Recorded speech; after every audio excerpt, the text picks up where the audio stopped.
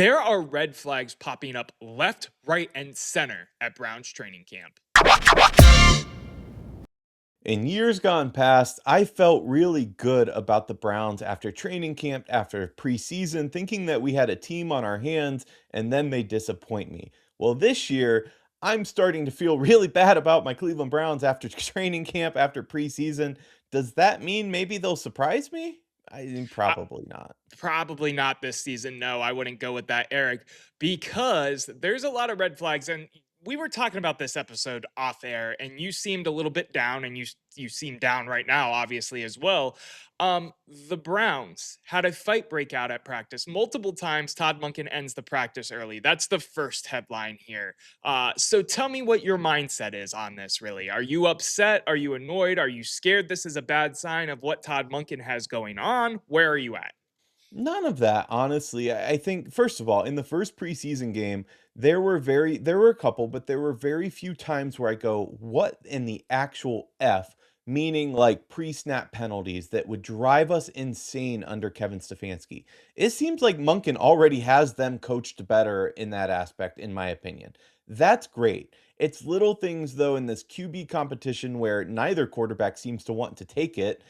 That's what bothers me the most. And when you add these things up, it just starts giving me a negative feeling towards the season that's coming quicker than, you or I can imagine at this point. Like we're not long away. We're a month away, less than a month. And when you add all those things up, like, yeah, I get a little negative. There are positives still, don't get me wrong. But I just, for the most part, like I want a quarterback to take the effing reins and win this thing. So I get the quarterback conversation part of this, but this whole conversation and the reason we put together this video was you talking to me about the tussles, right? And the fights and stuff going on at practice and how Todd Monken had to end practice early. And for the viewers at home that haven't seen the clips, there's clips going on right now of the different plays that led to Todd Monken ending practice early.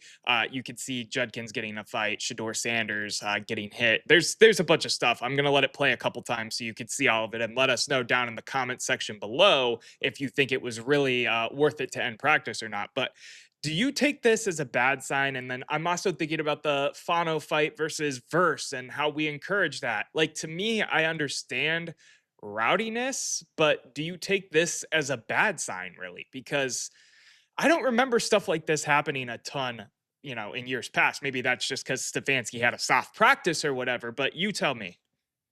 I think it's just a snowball effect for me. This in particular, it doesn't necessarily bother me too much, as long as coach is taking the reins and saying, enough of this crap, cut it out. And it seems like he is. It bothers me a little bit that twice now he just ends practice on it. I don't know if that's like a gut feeling thing where he's like, okay, and maybe this is a Ravens thing. Who knows? Maybe he saw this from Harbaugh and it's something he's taken on where, all right, like things are going off the rails a little bit. Let's just end it here. I'm sure he talks to them once they get back to the locker room, etc. But we're not going to get anything more out of this practice at this point. Let's end it. That's the part a little bit though that worries me because it's mid to late August at this point. Like, is that where we're at? These seem like beginning of training camp problems, not going into the second week of preseason and real live football coming at us real soon.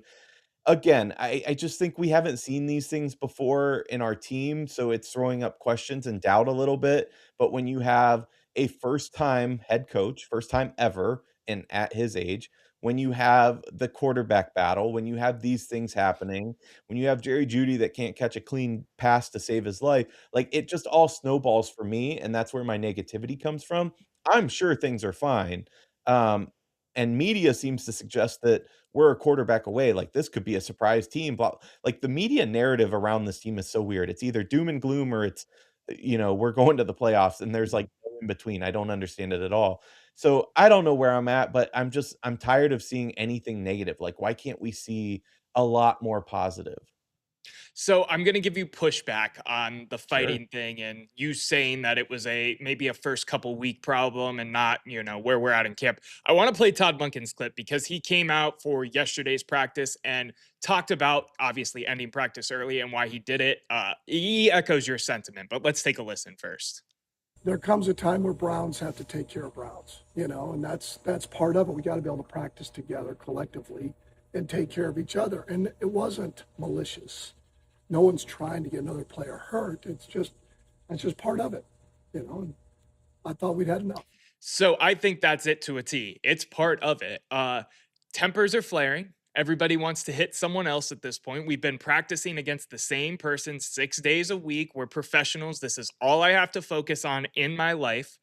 They're amped up for tomorrow, well, today's practice against the Buffalo Bills. This was obviously a couple days ago now, but they're amped up because they have live reps against the team not once, but twice this week. Tempers flare. We're getting a little chippy. That's what happens. It's a gladiator sport at the end of the day. So while maybe it's a little nerve wracking because we haven't seen it in years past, like the amount of fighting, the amount of aggressiveness towards each other, I could see it more as a good sign because it means they give a damn. It means they're getting in there. They care about their reps. They want to win. F you on the offense. F you on the defense. We're going to win the day. And that's what's happening. Sometimes temper boils over and a coach has to say, okay, enough's enough. Browns have to protect Browns. The coach has to protect his players. So to me, I'm not super worried about this situation whatsoever. And it's not even a red flag in the mountain of red flags that the Cleveland Browns typically is for me. Yeah, I mean, I can buy that, and I'm fine with that. I do have a theory, a question I want to throw out there. It's related to this, but also related to this QB battle. Let's talk about it after a word from our sponsor. At the Office is brought to you by Rambler Reserve. And we're wearing the hats right now. We are wearing the hats right now, and honestly, this might be one of the best looking things I've put on my head in years. Rambler Reserve is a Cleveland apparel brand based on history for people who love this city and just can't shut up about it. So, us? Us, exactly. Whether it be hats, tees, hoodies, you're going to the game, or you're going to the Muni lot. It's perfect apparel for any Cleveland fan out there. If your friends say you ramble too much about sports, just own it. Head on over to ramblerreserve.com and use code ATO10 to get 10% off your order. That's ATO10. ATO like at the office 10, ramblerreserve.com.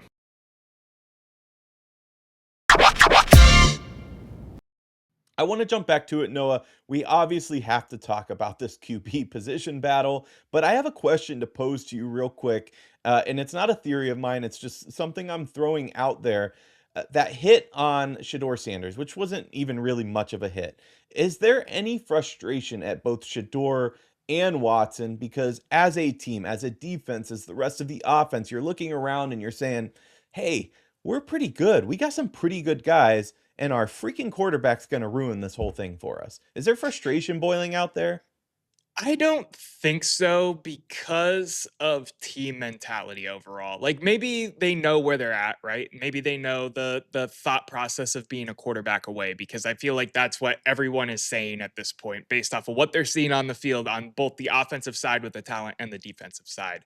I'm going to pull up this article because this is just a big part of this whole conversation. The Wall Street Journal's Andrew Beaton posted a article titled "The NFL's Rock Bottom Quarterback Competition." Of course, talking about the Cleveland Browns facing an uninspiring choice between, of course, Shedeur Sanders and Deshaun Watson. So I know we talk a ton about the quarterback battle, and I know we have that go on a ton. I don't think at the end of the day the defense is like upset, so they're hitting Shedeur. Like that was Aiden Huntington, right? And I'm an Aiden Huntington fan. I like his story. I like how he made the roster last year. I'm going to continue to cheer for him as being a rotational defensive tackle for this team. But if he hits a starter and, hurts him, that's a type of thing that gets you cut in the NFL. It doesn't matter if we don't know which one's the starter yet. Like it could have been Shedeur, it could have been Watson. So I don't think we're going out there, as Todd Monken said, with any malicious intent whatsoever. Frustrations and tempers boil in high pressure, high contact situations in football. That's just what it is to me, man. Yeah, I mean, I don't disagree. I just wanted to throw it out there because there's got to be, at the end of the day, when you see shit quarterback play constantly, when you're the Browns defense, etc., even though you're feasting on it when you're the defensive unit, there's got to be some frustration a little bit. Let's talk about that QB battle, though, because as you said, we still do not have a starting quarterback. And neither guy, frankly, I mean, one has had a better practice, don't get me wrong, but neither guy, frankly, has said, like, let's take this thing like it's a competition. I'm winning this shit, period. We're not seeing that at all.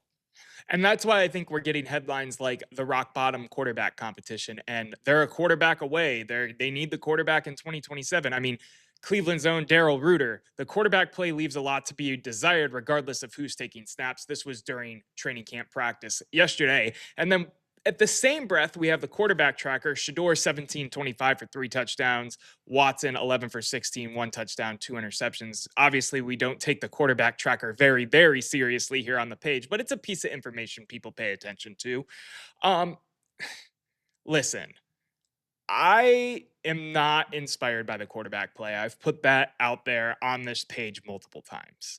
Is it going to be a detriment to us? Is really what I think the question is. And I don't know the answer because of the amount of playmakers I think we have on offense between Casey Concepcion, Denzel Boston, Harold Fannin, and then, of course, Quinshon Judkins. If this team can run the ball, and I know they left a lot to be desired in terms of running the Yeah, ball in that first big preseason, if. but if they can run the ball, I think we'll be just fine in terms of trying to meet or exceed expectation. What is our win total? Like over under 6.5, 5.5, or something like that. Like that's where I've always had this team ultimately at the end of the day. So But we being won frustrated, 5 last year with how many quarterbacks? Shit quarterback play? Like, that should right. be the bare minimum. I agree. I think we could do better than that. I think I've said 7 multiple times. I think 7 is where I have them sit, and 7 is where they'll continue to sit in my mind until I see better, worse, or in between. Um, the quarterback competition, to me has never been the main headline. It's going to be because polarizing names, Shador Sanders, Deshaun Watson. To me, the main headline should be, if we're just talking ball, about the run game. It should be about the defense. It should be about what can we see out of these young playmakers in year one. The quarterback competition, to me, at the end of the day, isn't a big deal because I don't think either of them have shown, and we're talking about it right now, neither of them have shown the ability to be this crazy, amazing starting quarterback or maybe even a game manager at this point. Well, that's why it's the storyline, though. We know that Quinshon Judkins can run the football. We know that these new wide receivers can catch the football. That we haven't seen it at a pro level, but we know that. What we don't know is the quarterback still, and that is the piece that actually wins football games. I don't care how good this defense is. It was pretty damn good when Myles Garrett broke the sack record. It did not net result in any more won football games. So that's why people are focusing on this QB competition, and I think it makes perfect sense. And I think the frustration of fans, of everybody, is that again, nobody's going out and grabbing the bull by the horn and taking it. You said that, you put up that QB tracker where Shador looked good through touchdowns, Watson threw 2 picks, and yet in the first live action real snap football, we saw the exact opposite. We saw Watson be a game manager at the most, frankly, right? He didn't like super impress, but Light he it didn't up, put right? the ball in. I forget the fumble for a second. He didn't really put the ball in harm's way, which was a good thing. Shador did the opposite. So like nobody is grabbing this and exciting me. I don't care how well we can run the damn football. Like it's not going to matter at this point. Well, if you were having high expectations like the playoffs for this season, I think you were, Whoa, whoa, whoa, whoa. I never said this was a playoff team. well, but that's what we're talking about, right? Like if you win 7 games, your young players look good. Like this is a W of a season, and you move on and you add your quarterback. Now, if one of these guys flash and become your quarterback, that's great, but we haven't seen it. We're almost at the second preseason game. Today they have joint practice against the Bills where Shador and Deshaun will be splitting reps. Like we haven't seen it to this point.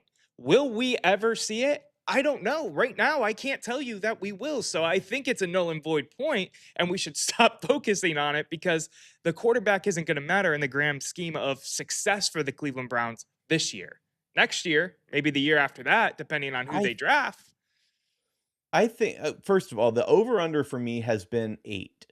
And I'm firmly in the under for the record. My point though being that whether we win 7 games is wholly dependent on the quarterback and nobody else. I mean, I think that's just reality, especially as other teams have gotten better. My biggest takeaway from that preseason game and the saddest thing is that the best quarterback I saw that day was Case Keenum. And I think that's really telling. And I get it, he was throwing against backups, etc. But he actually looked like a veteran that could throw against backups and understand scheming and where to put the ball. Our quarterbacks didn't. And that's a major freaking problem. Yeah, and it's not a problem that's gonna be solved, Eric. That's the issue here. I just don't think it's gonna be solved. So what is the else is there to say? Start Taylen Green at some games. I don't know. I don't know at this point. But listen, like for all the talk we've had, all the media that pumps up Deshaun Watson, all the CU aunties that pump up Shador Sanders, and yet we're left with the options of shit and more shit. And it's just so frustrating as a franchise that has not had, they've had one quarterback in my lifetime, maybe two, if maybe three, but one for the most part that has actually made an impact on this franchise while I've been alive. We dealt him a bad hand, and now we're in the quagmire once again. Like, there is no saying, by the way, that we're going to get a high draft pick next year and get the quarterback we want. Although, if we want Manning, they could do a behind the table deal, under the table deal, because that's what the Mannings do. Obviously, Eli didn't go to San Diego.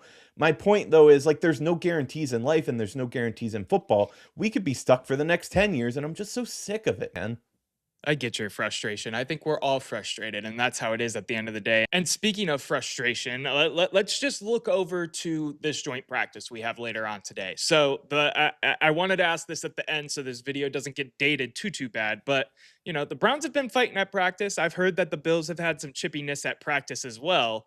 Are they going to fight today? Do you think we're going to see fight videos break out like we did with I think it was Dallas or someone like that had a fight? Do you think that the Browns and the Bills get into a fight at practice today? I think it's possible. My hope is no. Because if we don't, even if there's chippiness, but it's calm heads prevail kind of situation, I think that goes to show to our discipline, which is really important. And that's what I want to see above all else. But I wouldn't put it past this team either. Listen, it's a contact sport, exactly like you said, gladiatorial combat, if you will. It is the modern day gladiators going out there and they want to beat the shit out of one another. Like that's when you're lined up against somebody, you want to murder that person in sports. Like that's how it goes, right? You can, especially at the professional level, you cannot turn off that competitive drive. I get it. I was that way in sports and I never came anywhere near sniffing professional sports. So like there's an aspect to it that is combat. Like it's gonna happen. But do I want to see that? No, I don't. So I was chuckling the whole time because they're gonna fight.